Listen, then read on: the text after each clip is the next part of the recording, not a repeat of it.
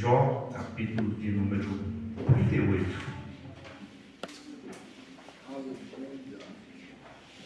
Livro que nós estamos estudando, o livro de Jó, o capítulo de número 38.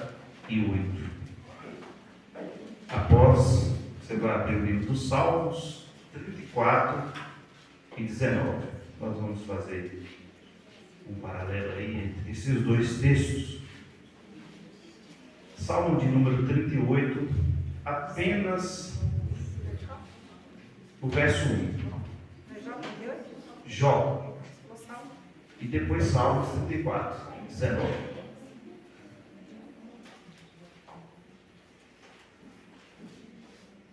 Amém? Está ali no telão ali?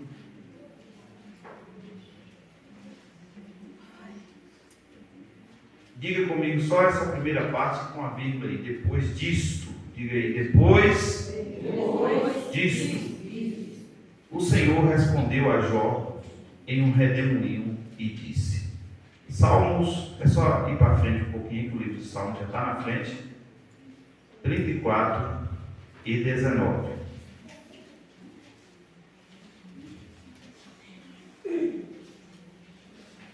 Muitas são as aflições dos justos, mas o Senhor o livra de todas. Senhor nosso Deus, eterno Pai, mais uma vez estamos diante da Tua Palavra. Pedimos ao Senhor nesta noite que venha falar em nossos corações. Abre as portas da revelação da mesma para todos nós. Estamos reunidos aqui neste lugar, mais uma vez, Senhor, ensinando a Tua igreja, que eles possam estar atentos a ouvir a Tua voz. Abra a mente, o coração, repreenda toda e qualquer retaliação do inimigo, toda força contrária, toda distração, e que possamos estar nesta noite, Senhor, aptos a ouvir a Tua voz, para a glória do nome de Jesus. Amém. Podemos aceitar? Hoje nós estamos na sexta semana, a penúltima. A próxima terça-feira é o encerramento dessa série e nós estamos falando sobre as 7 crises na vida do patriarca Jó. Nós começamos na primeira semana falando da primeira crise, que foi a perda dos bens materiais. Falamos aqui que Jó, ele perdeu 7.000 ovelhas, 3.000 camelos, 500 jumentas, 500 juntas de boi. Então, Jó, quando perde os bens materiais, Jó apenas diz que o Senhor deu, o Senhor tomou, bendito é o nome do Senhor. Na segunda semana eu falei aqui sobre a perda dos filhos, isso dentro de um contexto a qual o inimigo tocou em seus filhos, que foi a segunda prova, a segunda crise na vida de Jó. Jó perde os seus 7 filhos e suas 3 filhas, ao todo 10 filhos, de uma só vez. E veio um dos seus servos avisá-lo que eles estavam na casa do primogênito, e veio um vento, e esse vento foi um vento maligno, soprou sobre aquela casa e ele perdeu todos os seus filhos. Na terceira semana eu falei aqui que Jó perdeu também a sua saúde. E eu mencionei no mínimo aqui 15 doenças que foi acometido sobre o corpo de Jó. Doença nos ossos, na pele, porque muitas pessoas acham que Jó simplesmente teve uma lepra, uma hanseníase. Mas eu mencionei aqui no mínimo 15 tipos de doenças que foi acometida sobre o seu corpo. E também na quarta semana nós falamos sobre a crise do seu casamento, que aí quando a sua esposa chega diante dele, e eu ensinei aos irmãos aqui que a palavra que foi traduzida para o português foi amaldiçoa o teu Deus e morre. Mas na verdade não foi isso que ela disse abençoa a Deus, porque ninguém pode amaldiçoar a Deus, e ela sabia muito bem disso. Eu falei da questão dela de ter perdido os filhos, de ter perdido os seus bens materiais, agora está perdendo o esposo. Então ela não estava bem emocionalmente. E ela disse para Jó, foi isso: Jó, se despede-se de Deus, das coisas daqui da terra. Pede a Deus que leve a sua vida. O sofrimento está muito grande. E teve essa crise, ela se afastou dele por questões óbvias, porque Jó fedia vivo. Jó estava podre, afastado por uma época que as pessoas entendiam que seria uma doença contagiosa. Na outra semana, quando eu falei sobre a crise com os amigos de Jó ficaram 7 dias parados à sua volta. Falei para os irmãos aqui que a distância era no mínimo 25 a 30 metros de distância. Após os 7 dias que eles começam a indagar a Jó, questionar a Jó, falei aqui dos 4 amigos de Jó. E nós vamos começar hoje falando a partir do 4º amigo, Eliú, que foi o último amigo, mais novo. Porque enquanto os 3 mais velhos falavam, Eliú não aparece na história. E Eliú vai aparecer lá na frente, questionando os amigos e questionando a Jó. E depois disso, nós lemos o texto aqui nesta noite. Foi depois desses questionamentos que aí começa essa 6ª crise na vida de Jó, que é a crise que nós denominamos como o silêncio de Deus na vida de Jó. E é sobre isso que nós vamos nessa noite ensinar, sobre o silêncio de Deus, usar como base a vida de Jó. Esse silêncio que Deus fez com Jó, devido a todas essas crises que ele enfrentou.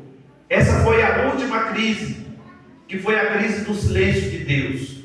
Porque após isso, vem Deus falando, nesse capítulo de número 38 até o capítulo de número 42, aí Deus começa a falar, Deus começa a explicar o porquê e o para quê de tudo isso que estava acontecendo na vida de Jó. As coisas que aconteceram tinham um motivo, e todos nós que lemos a Bíblia Sagrada conhecemos os motivos. Eu disse aos irmãos aqui desde o princípio que Satanás se apresenta diante de Deus com os filhos de Deus ali, que são os anjos, e Deus é quem olha para Satanás e disse: de onde vem? De rodear a terra, passear, ver o que acontece por ela. Aí Deus é quem faz o questionamento: observar-te o meu servo Jó. Eu falei aqui das características de Jó, que Deus disse para Satanás, que ele era um homem íntegro, reto, temente a Deus e que desviava do mal. Eu falei da questão de íntegro aqui, que é de integridade, de uma completude, que Jó era um homem completo diante de Deus. Eu disse para os irmãos aqui que Jó era o homem mais rico do Oriente, talvez o mais sábio. Jó tinha muitos amigos, e esses amigos, por exemplo, Elifaz, Bildade, Zofar, Eliú, dá-se a entender que eram amigos que moravam ali na região que hoje nós conhecemos como Arábia Saudita, e eram pessoas que eles mesmos depois ajudaram a Jó, trouxeram sacrifícios para oferecer diante de Deus, trouxeram presentes a Jó. Então eram pessoas que deixou tudo. Quando eu falei aqui da crise dos amigos, eles deixou tudo que eles estavam fazendo e passou ali os primeiros 7 dias calados, sem falar nada, mas a Bíblia não menciona quantos dias eles ficaram ali. Mas tem alguns capítulos, que é do capítulo de número 3 até o capítulo de número 38, é falando sobre esses 4 amigos, questionando a Jó, que ele tinha pecado, que ele tinha desonrado a Deus, que ele tinha feito alguma coisa errada diante de Deus, exceto Eliú, que Eliú já foi diferente, que era mais jovem.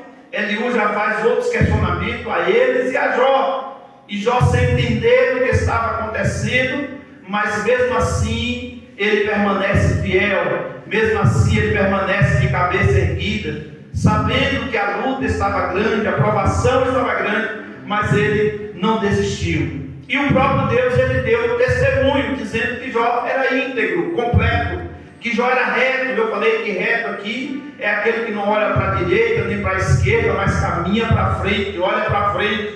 Eu disse também que Jó era temente a Deus. E temer a Deus aqui não é ter medo de Deus. muito pelo contrário. Temer a Deus aqui fala de você colocar a sua vida diante do Senhor e reconhecer a sua soberania divina. Jó também, Deus dá testemunho dizendo que ele era um homem que desviava do mal. Aonde existia o mal, Jó passava de longe. Ele desviava de tudo aquilo que ia tirar o foco dele da presença de Deus. Agora, nós vamos começar a observar a busca de uma resposta pelo silêncio de Deus. Esse é o primeiro ponto que eu quero mencionar nesta noite. A busca por uma resposta do silêncio de Deus. Eu falei para os irmãos aqui que essa prova de Jó não começou nessa semana e terminou na outra. Alguns historiadores da Bíblia dizem que essa prova durou no mínimo 7 a 10 anos. Então não foi uma coisa fácil, essa restituição, esse novo tempo na vida de Jó.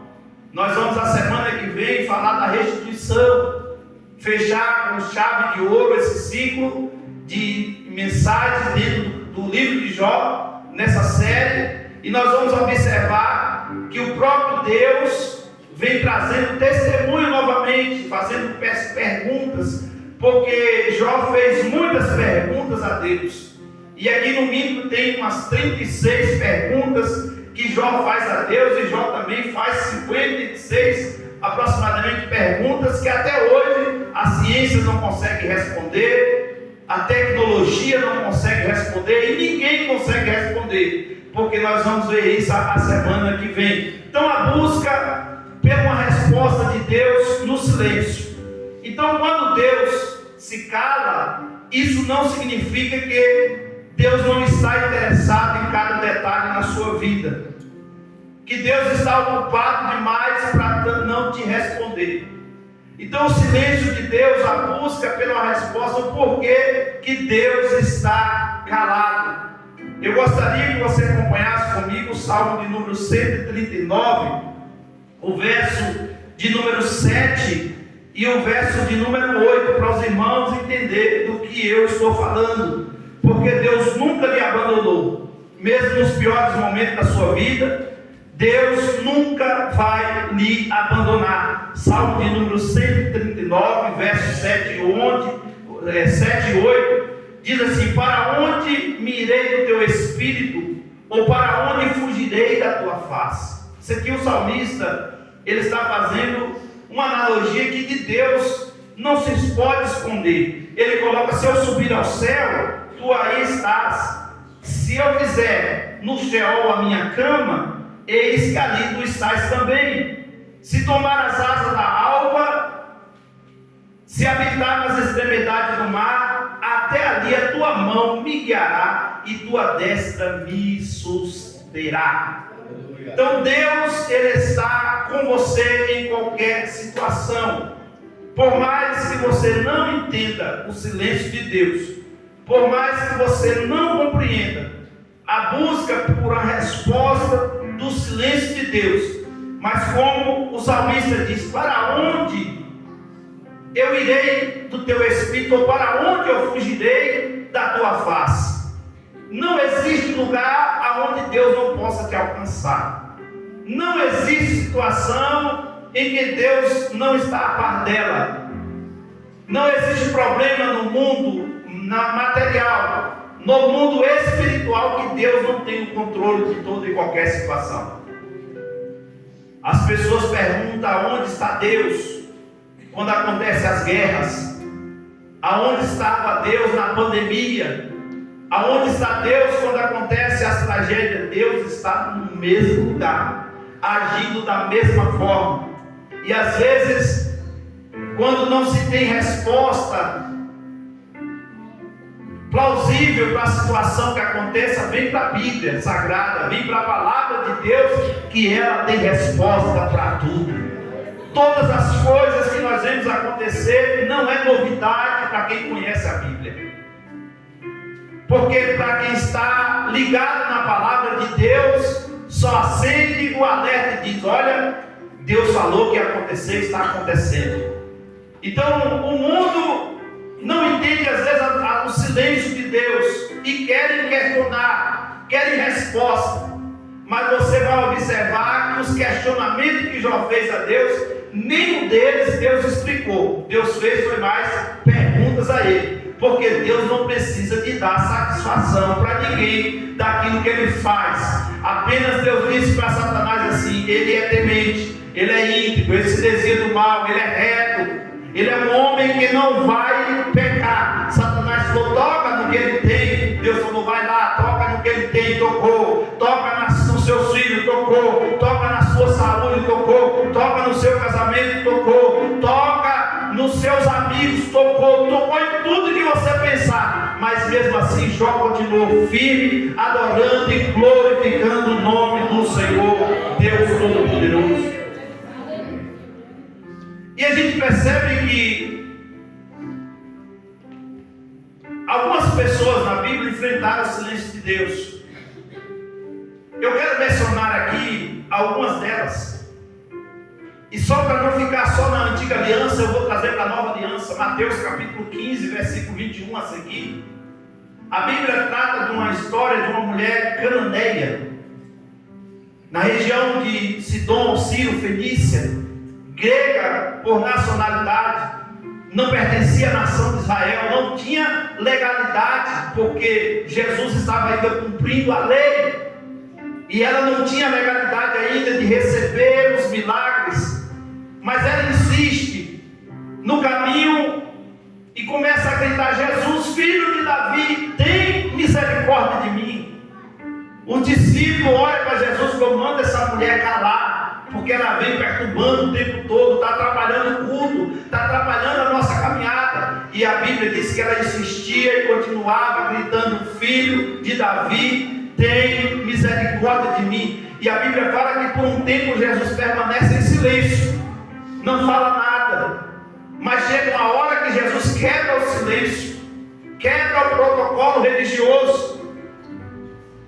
E essa mulher chega diante de Jesus, e a Bíblia diz que ela chega diferente, porque o discípulo está mandando ela calar, e a Bíblia diz que ela chega prostrando diante de Jesus e o adorou. E ela torna a repetir: filho de Davi, tem misericórdia de mim. Jesus quebra o silêncio e diz assim para ela: não é bom pegar o pão dos filhos, ou seja, dos judeus, dos israelitas, e deitar aos cachorrinhos, aos gentios. E ela tem uma resposta imediata para Jesus: falou: Senhor, eu não quero da mesa, eu sei que eu não tenho legalidade para comer na mesa junto com eles. Entendendo que Jesus disse que ele veio para os seus, mas os seus não receberam. Mas todos quanto receberam, deu-lhe o poder de ser chamado filho de Deus. Mas Jesus tinha que cumprir a lei, ele não podia quebrar a legalidade. Mas ele, nesse momento, quando ela diz assim: eu quero dar as migalhas que vai na mesa do meu Senhor. E Jesus falou: nem em Israel eu achei alguém com uma fé tão grande como a fé dessa mulher. Vai e seja feito para contigo conforme a tua fé.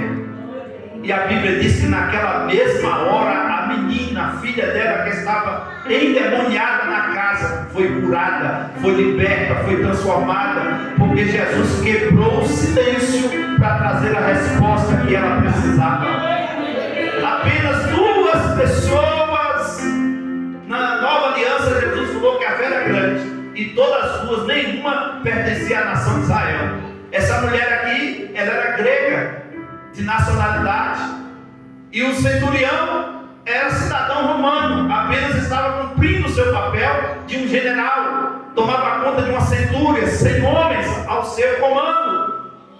E ele está com um dos seus soldados doente, desenganado, e manda avisar Jesus. E Jesus falou: eu vou lá na casa dele. E quando ele está indo, as pessoas o avisam. Ele diz: eu não sou digno que ele fique debaixo do meu telhado. Diga para ele que basta apenas uma palavra e o meu servo, meu soldado vai ser curado. Eu tenho homens, eu mando ir, ele vai, mando ficar, ele fica. Basta apenas uma palavra. E Jesus falou bem assim: eu não vi alguém com uma fé tão grande como a fé desse homem. Naquele mesmo momento, o milagre aconteceu. Outro episódio que Jesus quebra o silêncio foi quando Jesus está no barco, na tempestade. após um dia cansativo, após um dia de muitos sinais, prodígios, maravilhas e milagres, Jesus convoca os seus discípulos para atravessar para o outro lado, o lago de Genezaré, ou o mar da Galileia, Tiberíades, como nós queira mencionar. E nessa trajetória, Jesus deita a polpa do barco e vai descansar, dormir. E a Bíblia diz que um vento muito forte se levantou, uma tempestade terrível se levantou, e os discípulos ali preocupados, tirando a água do barco, e Jesus dormindo. E quando eles não dão conta mais da tempestade, eles dizem: nós temos que quebrar o silêncio dele, porque ele está dormindo. Será que nós vamos perecer? O nosso mestre está conosco. E eles quebram o silêncio e chamam Jesus. E Jesus olha para o vento, olha para o mar e diz: mar, se acalme, vento, se aquiete. E a Bíblia diz que naquele mesmo momento houve bonança. A tempestade passou, o vento passou, o mar se acalmou. E eles olham um para o outro e fazem a pergunta: quem é este que até o vento e o mar lhes obedecem? Ele é aquele que quebra o silêncio no momento certo. Ele é aquele que quebra o silêncio aonde tem alguém que o busca. Ele demorou um pouco de quebrar o silêncio na vida de Jó, mas tinha um propósito. Deus não faz nada sem propósito. Deus só dá prova que Ele quer aprovar. Deus só te dá o peso que você é capaz de suportar. Talvez você está aqui nesta noite, ouvindo a palavra, ou através nos acompanhando através das redes sociais, e passando por algum momento de silêncio de Deus, passando por algum momento de tempestade, que as coisas saíram fora do lugar, e às vezes você procura a explicação e não tem. Você já orou, você já jejuou, você já clamou a Deus, você buscou no Senhor, você fez tudo que você poderia fazer com as suas forças humanas, com os seus recursos humanos, e nada resolveu. E você diz: Deus não está vendo. Eu tenho uma notícia do céu para dizer para você nesta noite: Ele está vendo tudo, contemplando tudo, e no momento certo, na hora certa, Ele vai se levantar com a sua voz, e a tempestade vai passar, a doença vai sair, a alegria vai voltar ao teu coração. Deus vai fazer você entender o porquê da luta, o porquê da prova, o porquê dos momentos difíceis. Mas deixa eu falar para você nessa noite: não desista. Não desista do propósito de Deus.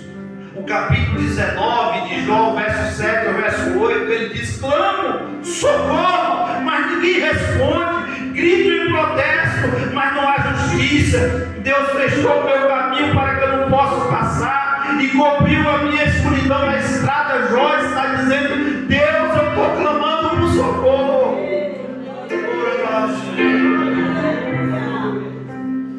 Eu lembro do profeta Jeremias, quando ele diz no capítulo 33, e ali a voz de Deus falando: clama a mim, e responder-te-ei, anunciar-te-ei coisas grandes e firmes que não sabe. E Jó está dizendo: Senhor, eu clamo por socorro.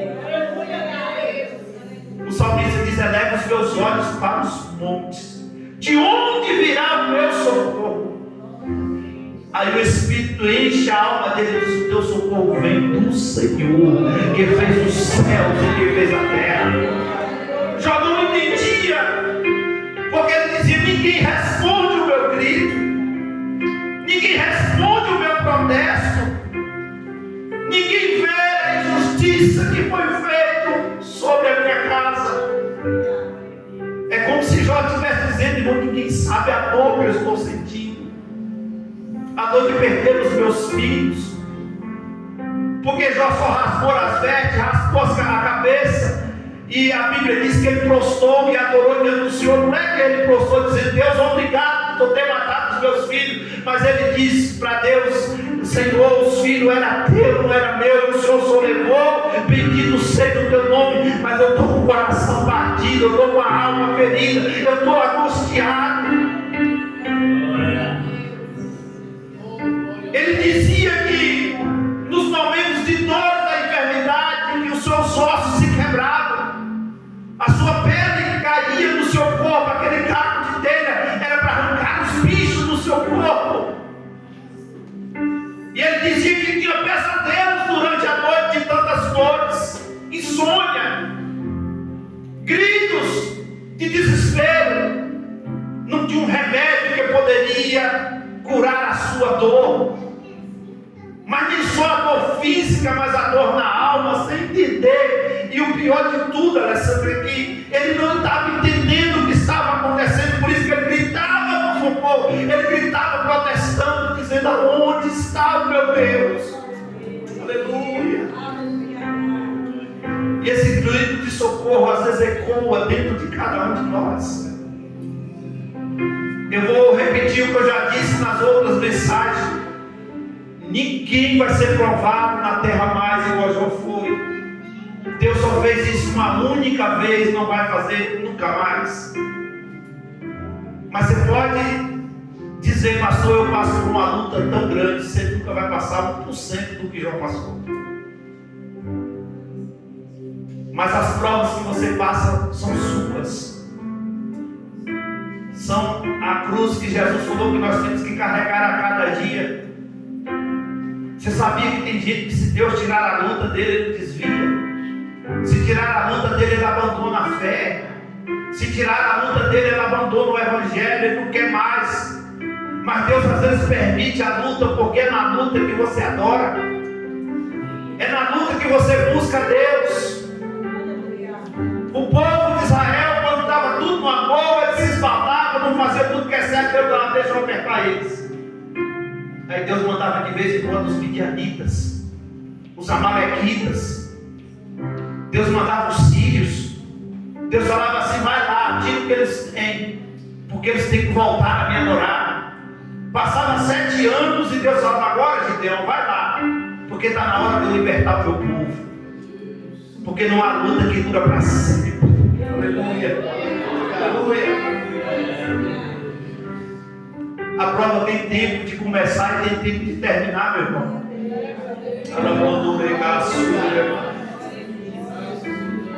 Deus já marcou a data, o dia e a hora. Fica no Salmo 40 esperando com paciência no Senhor. Porque no momento certo Ele vai se inclinar, o teu clamor tem chegado diante do trono de Deus. A tua oração não está ficando debaixo do telhado da tua casa nem da igreja. A tua oração tem chegado lá, mas Deus está dizendo: se você acredita em profecia pela palavra, levante a sua mão. Deus está dizendo que no tempo certo, na hora certa, Ele já marcou o tempo, a hora, os minutos, os segundos, e Ele já colocou o relógio do tempo Kairos, que é o tempo dele, a contagem regressiva. E Ele está dizendo nessa noite: está chegando o tempo, está chegando a hora de eu dar um basta nessa situação, de eu resolver esse problema, Deus colocar basta nessa luta, para o nome dele ser glorificado. Se você ainda acredita na palavra, levante uma das suas mãos e adore o Senhor.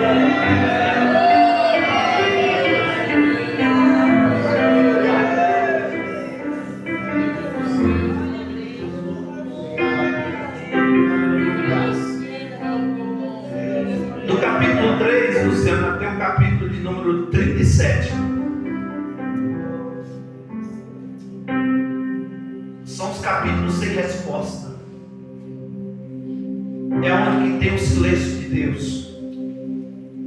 É onde que Deus fica observando os amigos acusarem, a esposa desesperada, as pessoas de toda a região, um grande empresário de repente perde a produção de lance. As 500 juntas de boi era como se fossem os 500 tratores para arar a terra. E a notícia corre por todo o Oriente. O que está acontecendo na casa de Jó? Por que esse homem ainda não morreu? Talvez essa seja a vontade do inimigo que você desista e morra. Como disse a mulher, abençoa esse teu Deus e morra. Desista, Jó. Faz alguma coisa aí para você morrer. Não tem jeito mais para você. Não tem jeito mais para a sua situação. É isso que a gente sempre ouve no momento da crise, no momento da dificuldade. Não tem jeito.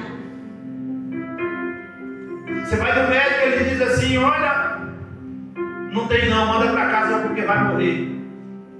O engraçado, Aristide, que enquanto o médico está dizendo assim, ó, tem 5% de chance de vida, você está lá, oh, vai dar certo. Quando o médico desengana, aí você desespera. E aí vem a vontade de Deus e diz: olha, se o médico desenganou, ele está certo, ele conhece. Mas tem um Deus do céu, que é o Deus do impossível. Quando uma porta fecha aqui, ele abre outra ali. Quando alguém diz que não vai dar certo, irmãos, Deus, ele às vezes cria circunstâncias, situações, até para provar a nossa fé e para o nome dele. O importante é isso, você entender, ser glorificado em nossa vida. A gente percebe que do capítulo 3 ao capítulo 37 vem os questionamentos sem resposta. Mas quando chega o capítulo de número 38, eita, coisa maravilhosa, porque nós lemos e olha o que o escritor, que nós entendemos que foi Moisés, diz, e depois disso, eu gosto sempre desse negócio, depois disso, de repente, mas o justo viverá da fé. Depois disso, depois de quê? Depois da luta, depois da prova, depois das afrontas, é para você dar glória mesmo. Depois dos problemas, depois dos levantes, depois das calúnias, depois das pessoas que não entenderam que era o processo de Deus, me acusaram de pecar, me acusaram de ser errado. Depois disso, vírgula, porque sempre depois da vírgula vai ter um recomeço de história. O inimigo está querendo botar um ponto final e Deus está dizendo é vírgula. Depois disso, vírgula. Porque depois da vírgula, o Senhor Deus respondeu. Eu estou sentindo ele aqui.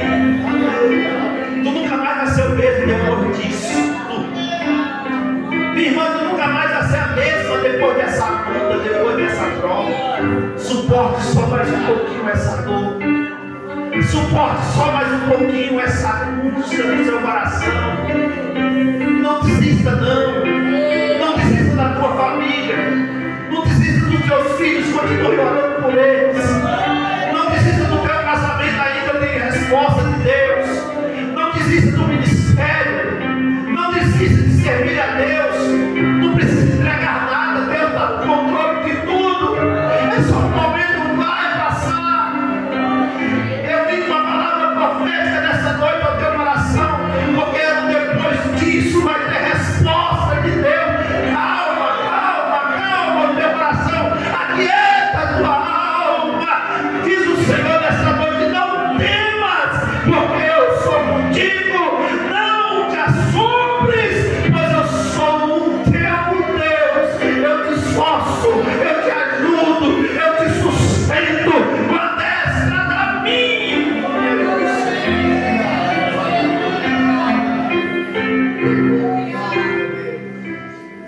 As explicações das respostas humanas são vazias. Confunde a nossa mente, confunde o nosso intelecto.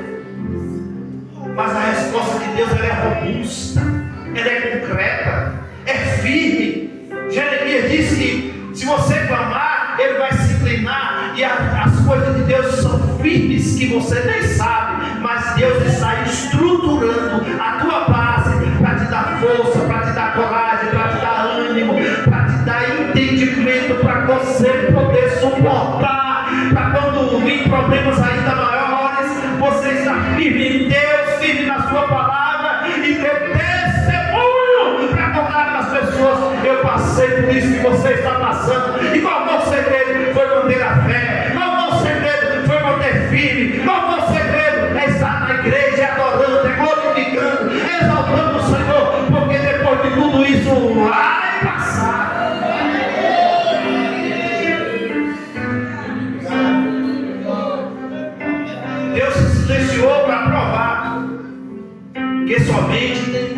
Somente Ele tem a resposta que nós precisamos.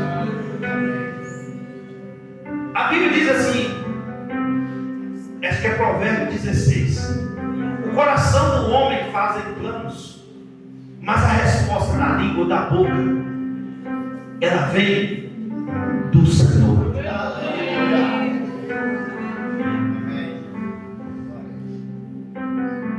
As explicações da ciência, da política humana, na verdade eles arrumam desculpa para tudo.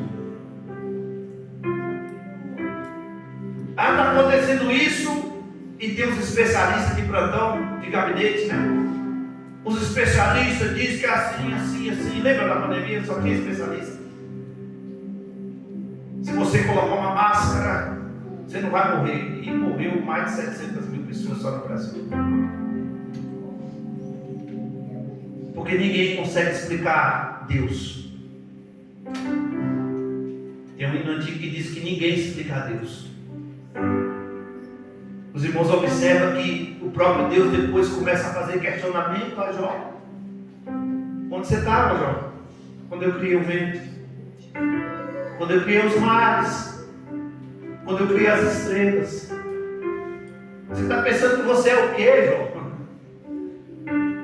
Você está procurando explicação, e eu não vou dar explicação, eu vou dar resultado. Agora é mais forte. Eu não vou dar explicação, vou dar resultado. E o resultado vai ser quando, pastor? Depois disso. A mensagem de Deus hoje é essa: depois disso, depois dessa prova, depois dessa luta, depois dessa dor, depois desse processo, depois que tudo está passando, vai ter explicação. Deus é aquele que complica, depois ele explica porque complicou. Então deixa Deus agir, porque Ele está no controle de tudo. Só Ele tem a resposta que nós precisamos. E Deus se silencia para provar a nossa fé. Só que o silêncio de Deus, irmão Miguel, ele é permeado de amor. Porque a morte dos filhos não tirou o amor de Deus do coração de Jó. O Senhor me deu, o Senhor tomou. Bendito, bendito, bendito. Eu vou continuar bendizendo o nome do Senhor. A perda dos bens materiais não tirou o amor de Deus do coração de Jó. A perda da saúde não tirou o amor de Deus do coração de Jó. Não literalmente, porque eu disse aqui no começo que Deus sempre vai preservar a fonte. Jó não perdeu a esposa, mas ela já entendia que ela era viúva de marido vivo. Ela entendia que aquele homem nunca mais ia voltar a ser o mesmo, e ele tinha perdido. Foi uma crise, eu falei sobre a crise do casamento, ao ponto dela questionar, ao ponto dela dizer para Jó: porque tu ainda retens no teu coração essa integridade. É como se Jó dissesse para ela assim: porque tem um amor aqui dentro que não pode sair. É como se ele dissesse assim: eu não consigo, eu estou pronto para tudo. O apóstolo Paulo, ele diz: eu aprendi a viver na fartura, na escassez, a ter fome, a ter comida com sobra. Ele disse assim: olha, eu não vivo mais para o mundo, eu vivo para Cristo, Ele vive em mim. A vida que eu vivo nessa carne aqui, se eu morrer é luto, eu vivo por Ele, para Ele, para mim. O viver é Cristo. E o morrer é lucro, porque eu sei que quando eu partir dessa para outra, eu vou receber o galardão que está preparado para mim. O silêncio de Deus, ele é permeado de amor. Você já prestou atenção que no momento de luta Deus sempre vem com uma palavra de conforto? Não tira a luta, mas você alegra o coração. E é como se você tivesse com o tanque na reserva, já acabando o combustível, e de repente Deus coloca combustível novamente, você carrega mais um pouco, vai mais à frente, e diz, eu suporto mais um pouquinho, eu aguento mais um pouquinho, e você vai chegar lá, é permeado de amor. O silêncio de Deus não se limita à sua capacidade de ouvir o clamor do justo. Você já prestou atenção que, às vezes, no momento de prova, Deus ainda coloca para você ajudar pessoas? É assim, sim. Eu disse ontem ali, em Brumado, que eu já preguei sangrando, eu já preguei triste, já preguei doente, abatido. Já orei para Jesus curar pessoas e eu continuar enfermo. Já orei para Jesus dar alegria para o coração de alguém e eu continuar triste. Já preguei com crises e ninguém sabia. E aquilo sangrava por dentro e eu chegava e chorava a Deus e eu, Deus acalma. Porque Deus sempre receba, quer Deus aqui para você nessa noite. É nesse momento que Deus vai te dar uma palavra para a vida de hoje. Talvez você está dizendo, Deus, a minha luta está grande, é porque você consegue olhar só para a sua. Tem que enxergar do teu lado, tem um irmão, tem uma irmã, que talvez você não sabe, mas ela está enfrentando lutas. Talvez você não sabe, mas às vezes a crise na casa dela está muito maior do que a sua. Talvez a despesa está vazia. Talvez a saúde não está bem. Mas ele está aqui nessa noite dizendo, Deus, eu vim arrastando uma boca no pó, mas eu estou aqui, Deus, aí com palavra de conforto nessa noite, porque Deus não se limita da sua capacidade, da sua intelectualidade, dos seus conhecimentos, porque Deus, ele não está limitado a nada. Deus está presente em todo lugar, Ele é onisciente, Ele é onipresente, Ele é onipotente, Ele sabe de todas as coisas. E para finalizar, eu estou convencido que a gratidão é um dos grandes segredos para Deus quebrar o silêncio. A adoração é um outro grande segredo para Deus quebrar o silêncio. Eu falei da mulher cananeia aqui, todo mundo estava mandando ela calar. Mas a Bíblia diz que quando ela prostrou e adorou, Jesus falou, não é bom. Quer dizer, eu não posso. Mas se a tua fé está querendo, vai e seja feito para contigo, conforme a tua fé. Adoração. E não tem prova que às vezes é para durar 10 anos. Mas a Bíblia diz que Deus não resiste um coração quebrantado. Um coração quebrantado move o coração de Deus. E tem gente que às vezes era para ser provado só um ano, vai ser provado 10, porque é desobediente. Às vezes está pertinho da vitória, ele desiste. E aí perde, começa tudo de novo. Mas eu quero dizer para você nessa noite, você não vai desistir mais nunca. Você vai ficar firme, você vai ficar de pé, você vai falar, Deus, eu estou contigo. A gratidão quebra o silêncio. Deixa eu dar um conselho. Troque a murmuração pela gratidão. Para de murmurar, irmãos. Para de questionar a Deus. Para de achar pecado em tudo. Para de achar erro em tudo. Reconheça a sua pequenez. Reconheça que você é pequeno e Ele é grande. Reconheça que você não tem, mas Ele tem. Que você não pode, mas Ele pode. Não, eu vou conseguir, porque eu sou uma pessoa, eu tenho. Você não tem nada. Ai de mim. Ai de nós. Troque a murmuração pela gratidão. Troque o questionamento pelo louvor. E louvor não louva, porque o louvor você louva com a alma e não com os lábios. Irmão, quem louva pode ser desafinado, irmãos.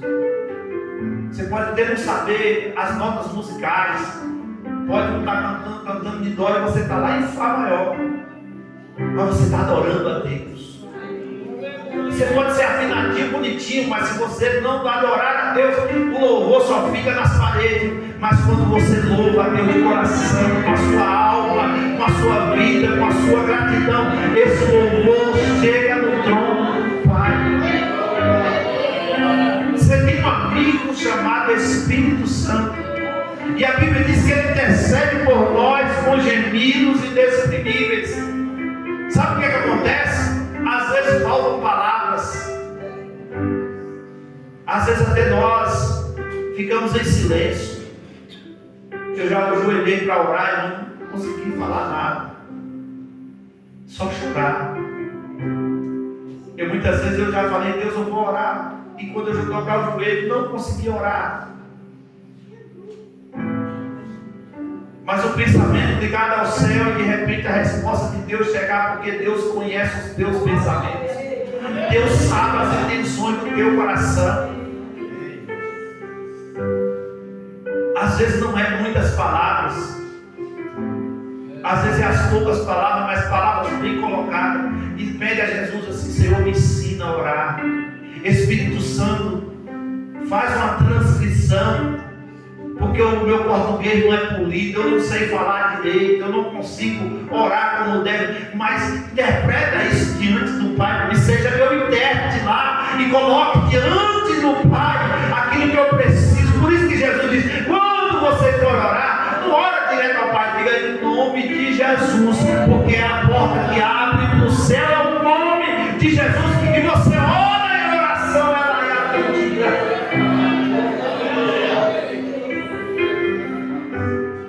Precisamos parar de querer condenar Deus para nos justificar. Uma certa vez eu cheguei num velório e alguém dizia assim: Deus não estava comigo. Por que Deus fez isso comigo? Por que Deus tirou? E aí as pessoas falam assim: podia ter tirado a minha vida e deixado a dela. É igual o caso da mulher que falou assim: eu queria ir no lugar dele, escorregou dentro da cova e daqui a pouco ela está: me tira daqui, não queria nada. E a gente muitas vezes queremos justificar diante de Deus, questionar a Deus. Irmão, na terra, no céu, debaixo da terra, aonde você pensar, não tem nada que está fora do controle de Deus. Todo mundo preocupado aí com o aquecimento global, com muitas coisas. E eu preocupado com a Bíblia. Mas você está preocupado, isso aqui já está escrito: o sol escurecerá, a lua perderá sua luz, os dias vão ser mais quentes. Está tudo aqui, irmão. Enquanto os astronautas estão pesquisando, e aí essa semana eu vi uma matéria que diz que eles descobriram que um dia de mar teve mar. Não teve, irmão. A Bíblia diz que é só aqui na terra. Eu não acredito que essa bandeira foi ficada na lua, mas vai que foi na lua, colocou a bandeira dos Estados Unidos da conversa. Ele pode ter ido perto. São pessoas que querem questionar e tentar explicar, e a ciência quer explicar as coisas que a Bíblia está dizendo não foi assim. E Deus está nessa última hora querendo pessoas que não buscam explicação, mas buscam o entendimento da palavra de amar a Deus sobre todas as coisas, amar o próximo como a ti mesmo, fazer as coisas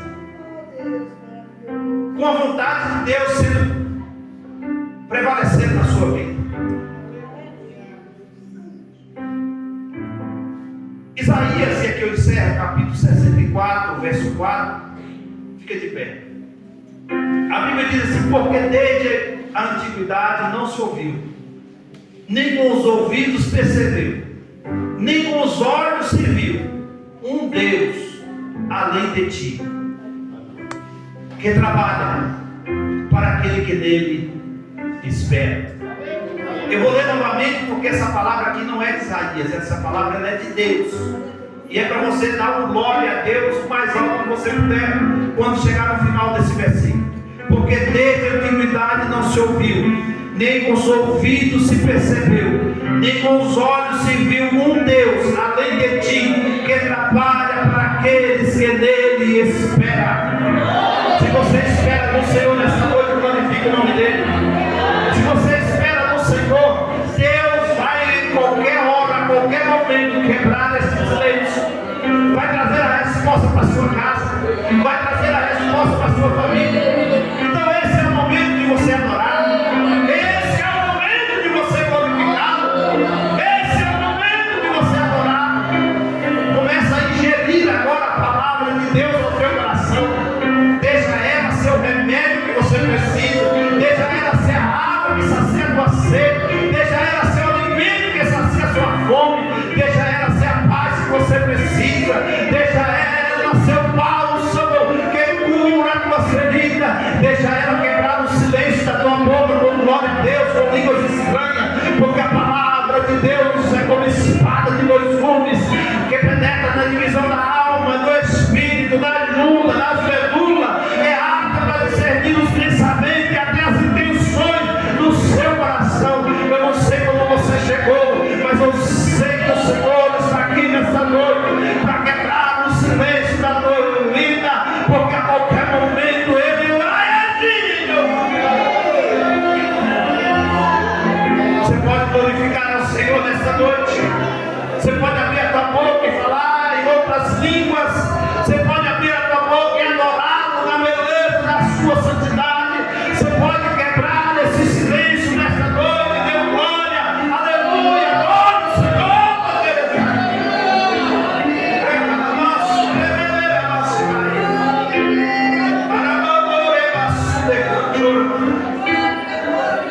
Deus, a tua palavra foi ministrada, que ela produz os frutos pela qual ela foi enviada aos nossos corações. Eu te peço em nome de Jesus, guarda a vida da tua igreja, que o Senhor possa quebrar o silêncio na vida dele no tempo certo, no momento certo e na hora certa, e que as tuas mãos continuem estendidas para a glória do nome de Jesus. Amém.